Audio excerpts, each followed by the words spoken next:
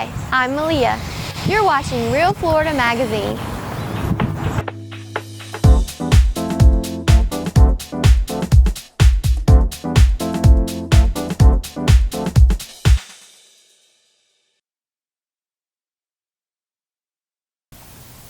Welcome back. As mentioned, our guest today is Cheryl Powell with the Gulf Coast Children's Advocacy Center. Cheryl, we've kind of crossed paths a whole bunch of times in the last 8 or 9 months. Met you guys originally in Jackson County at the Mariana Christmas Parade, if I remember correctly. Yes. You were set up in front of the Jackson County Courthouse. We did. And we sort of got to talking, and we said, well, you know, let's talk to you a little bit, maybe get an article about what you guys do in our magazine, Real Florida Magazine, and come on the show. And it's taken this long to coordinate it. You're busy. Thanks for taking the time to come in this morning. Thanks for having me. Appreciate it. Gulf Coast Children's Advocacy Center. Yes. Let's start at the beginning with the nuts and bolts. Okay. You guys are, if I understand from our conversation in the pre-show, an organization that contracts with the state of Florida, the Department of Children and Families, to perform a function. That's as much as I know. Talk about what you guys do from there. Right. At the Child Advocacy Center, we provide a variety of services to children and families, basically dealing with child abuse, neglect, abandonment issues, and all sorts of other things that families, deal with, substance abuse as well, which often leads into child abuse. So we contract with the Department of Children and Families. We provide a service to them in which we interview the child, which is the child protection team. So we have many programs underneath the Child Advocacy Center that can serve children and families as well. So you work pretty closely, again, with Department of Children and Families, certainly with law enforcement. Law enforcement as well, yes. Now, how would I possibly have an opportunity, if you want to call it that, to interact with your agency? Would it be fair to say if there was a complaint filed against me by a neighbor that they suspected child abuse within my home, that's when you guys would step in? Right. When people make allegations about a child of any sort, like I was talking about before, neglect, abandonment, any kind of child abuse, they would make a report to the child abuse hotline. Okay, and so once that hotline report, it will generate to the county where it goes to, and it gets designated to a child protective investigator. And once that investigator receives the report, if it meets the criteria for us to see a child, which is often dealing with any kind of child abuse. It has to be severe physical abuse. Any child under the age of 5 that has a bruise anywhere would meet the criteria. Any kind of sexual abuse, emotional abuse, or any kind of death in the home. So there's certain criteria that bring us involved with the child abuse cases that DCF has. Okay. So once they refer a case to us, and we receive our referrals from DCF or law enforcement as well. Okay. The state's attorney's office often can make a referral as well, but our main reports come from DCF and law enforcement. And so once that child's brought into the office, then we have a worker who is a child protection team, which is under a program that we have at the Child Advocacy Center. We'll interview that child. And DCF or law enforcement, whoever made the referral, will observe that interview, and that is part of the investigative process. So we assist their investigation.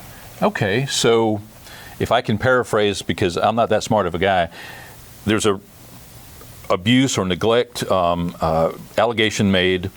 Who sends that initial investigator? Is that law enforcement or DCF, or who is that first person that makes contact with that family or child?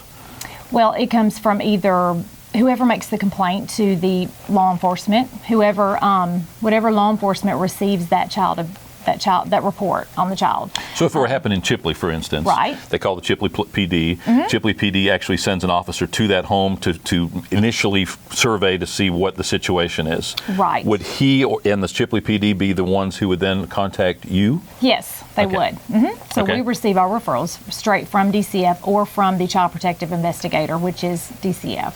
Yes. So you guys are sort of the clearinghouse, if you will. You're the interviewers and the ones who perform that process right. of a professional, educated interview. Right. So that you don't have, for instance, a law enforcement officer may not have the training necessary to be able to adequately interview somebody in that situation. Right. That's where you guys have your place. Right. You are trained, you are certified, I would imagine, in some way to actually perform that interview in the presence of, again, as you point out, either the PD and or the DCF? Yes. Okay. Exactly. Okay. And they're structured interviews, so they're either a specialized or a forensic interview. Okay, and so the idea is not to lead the child into any kind of disclosure, but to kind of set the preface for them and to help assist their disclosure and have a conversation with the child and kind of find out more about the allegations, which only assists the investigation for DCF or law enforcement. Wow. I had the fortune of working as a guardian ad litem years ago. Right. And I can't help but think that there's a burnout rate in there. I know I could only do it for so long before I got frustrated, and because there's no end to those cases. Right. I would imagine it's not dissimilar in your case. I imagine that at some point your investigators become a little jaded or burn out.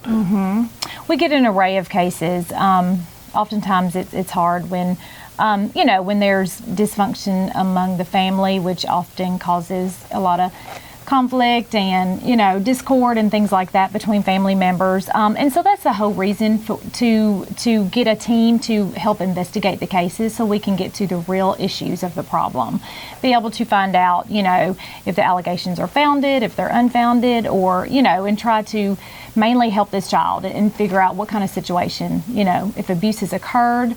Oftentimes when the kids have injuries, bruises, broken bones, fractures, that type of thing, we also have medical staff that provide medicals after the interview takes place. So after we get a disclosure from a child, then we can go on and look more at the physical side of things and either provide a physical or a sexual exam to determine what type of abuse. So then the medical staff can determine, the determination of how the abuse occurred.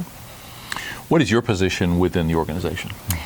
I currently, at one time, I did do the child protection team interviews, and I interviewed the children. I now am a therapist with the sexual abuse treatment program. Okay. I have a couple other positions as well within the organization. My main job is to provide the therapy for the children. So I receive my referrals within the child protection team. So once the child's interviewed, then they can make a referral straight to us. We get the child immediately into therapy and provide that therapy. And since you're all within the same organization, right, that can happen very speedily. Very easily, yes, quickly.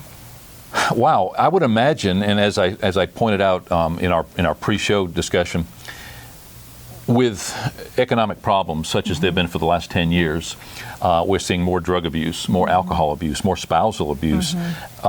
Has that been an uptick in the cases that you guys see as well? We see a lot of domestic violence cases, kids getting injured in the home in between a domestic violence situation. Oftentimes, parents aren't working and they don't have a lot of money for things, and the stress increases, the family dynamics of, other family members living with family members, all kinds of things can cause so many things into, the stress of a child. And oftentimes mothers, in domestic violence situations can be often, preoccupied with the relationship or being so codependent. They're neglecting the child in a way. They lose bonding with a baby early on. So there's so many problems that can happen, even when, the child may not be in direct, in a situation, even just being among a situation and just kind of being exposed to things like that can also have a huge impact on the child. In other words, it may not be necessarily an abuse, but rather a neglect. Right. Which right. is neglect sometimes is as bad or worse. Can be, yes, definitely.